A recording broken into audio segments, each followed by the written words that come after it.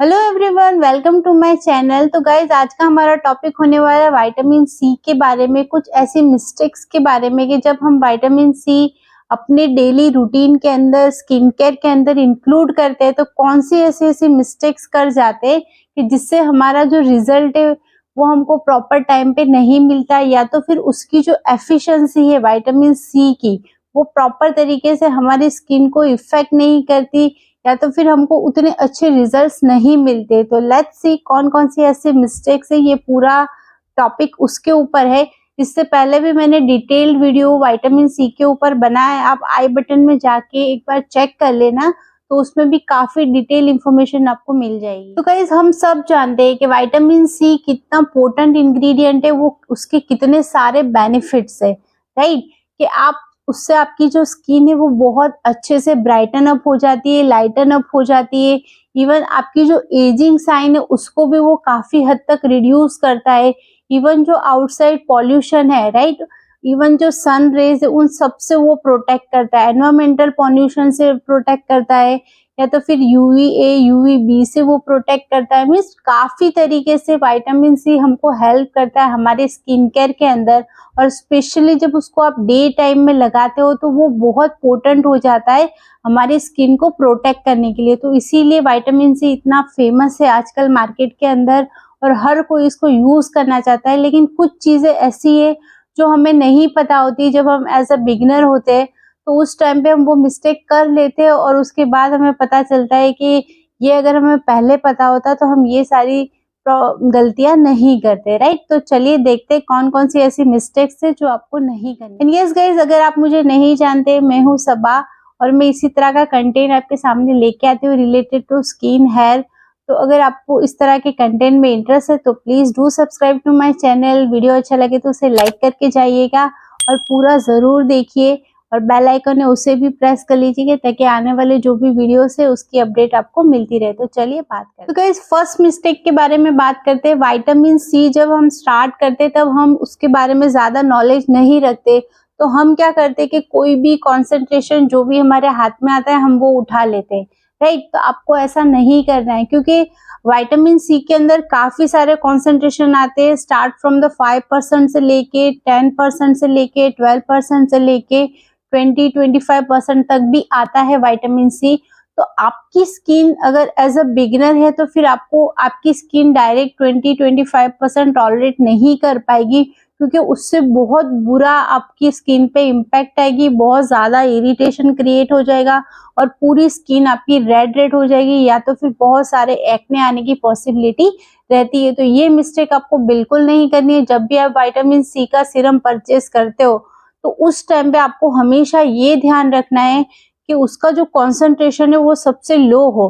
और अगर आप एज अ मीडिएटर हो तो आप 10% से भी डायरेक्ट स्टार्ट कर सकते हो, या 15% से स्टार्ट कर सकते हो, बट मैं आपको सजेस्ट करूंगी कि स्टार्ट फ्रॉम द 5-10% और ग्रेजुअली उसको जैसे जैसे आपकी स्किन उस चीज को टॉलरेट करे उसके बाद आप उसको आगे बढ़ाते जाइए। तो इस तरह से आपको लेना है, आपको जो भी कॉन्सेंट्रेशन है वो हमेशा ध्यान रख के ही परचेस करना है। तो गाइज, सेकंड पॉइंट हमारा यही है कि जो विटामिन सी है उसको हमें एक प्रॉपर तरीके से स्टोर करना है।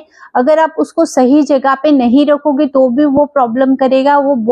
क्योंकि विटामिन सी एक एंटीऑक्सीडेंट है, इसीलिए वो बहुत जल्दी ऑक्सीडाइज हो जाता है और वो उसकी जो एफिशिएंसी है उसको छोड़ देता है। तो इसीलिए आपको हमेशा ये ध्यान रखना है कि जब भी आप उसको स्टोर करो तो एक ऐसी जगह पे स्टोर करो जो बिल्कुल कूल हो, एज वेल एज जहाँ पे बहुत ज्यादा लाइट ना आती हो, राइट। तो जहाँ पे लाइट नहीं आती होगी वहां पे वो बहुत अच्छे से स्टोर रहेगा और उसकी एफिशिएंसी मेंटेन रहेगी। तो आपको इस तरह से उसको स्टोर करना है। विटामिन सी आपको जब भी अप्लाई करना है तो वो आपको एक सही तरीके से अप्लाई करना है। मीन्स आप जब भी उसको अप्लाई करते हो तो आप डैम्प स्किन पे अप्लाई नहीं कर सकते। फॉर एग्जाम्पल कि आप फेस क्लीन करके आए हो धो के और डायरेक्टली आप विटामिन सी अप्लाई कर रहे हो तो वो बिल्कुल भी असर नहीं करेगा। आपको हमेशा उसको बिल्कुल ड्राई फेस पे अप्लाई करना है। और अगर सपोज आपने कोई मॉइस्चराइजर लगाया या कोई और चीज आपने पहले लगाई है तो उसके बाद आप अप्लाई करोगे तो उसका कोई भी इम्पैक्ट आपकी स्किन पे दिखाई नहीं देगा। तो ये चीज आपको खास ध्यान रखनी है कि जब भी आप अप्लाई करते हो तो राइट प्रोडक्ट के साथ और राइट चीज के साथ उसको अप्लाई करो। फॉर एग्जांपल के पहले आपका विटामिन सी सीरम लगा और उसके बाद ही मॉइस्चराइजर और उसके बाद सनस्क्रीन, राइट। तो इस तरह से आपको अप्लाई करना है, रॉन्ग वे में आपको अप्लाई नहीं करना है। और सबसे इम्पोर्टेंट आपको हमेशा उस चीज को ड्राई फेस के ऊपर ही अप्लाई करना है, ना कि वेट फेस पे, राइट। कि वॉश करके आए और आप अप्लाई कर रहे हो तो उसका इफेक्ट आपको नहीं मिलेगा। तो इस तरह से आपको उसका application. And yes guys, next point में यही है गाइस कि आपको हमेशा विटामिन सी के साथ जो भी चीजें आप पेयर कर रहे हो वो आपको बहुत ध्यान रखनी है। फॉर एग्जांपल कि अगर आप विटामिन सी लगा रहे हो तो उसके साथ आप कोई भी AHA BHA नहीं लगा सकते, एक्सफोलिएटर नहीं लगा सकते, इवन रेटिनॉल के साथ भी आप विटामिन सी नहीं लगा सकते, क्योंकि ये सारे बहुत ज्यादा पोटेंट इंग्रेडिएंट है, पोटेंट एक्टिव्स है। तो ये कंबाइन होने के बाद आपकी स्किन की हालत खराब कर सकते हैं, राइट। तो इसीलिए आपको ये ध्यान रखना है कि किसी भी तरह का रॉन्ग लेयरिंग आप ना करो। फॉर एग्जांपल ये कितनी प्रोडक्ट्स टोनर के अंदर ग्लाइकोलिक एसिड डाल दिए, PHA डाल दिए, इवन आप ऐसा भी कह सकते हो कि उसके अंदर बहुत ज्यादा एक्टिव इंग्रेडिएंट्स भी आते हैं।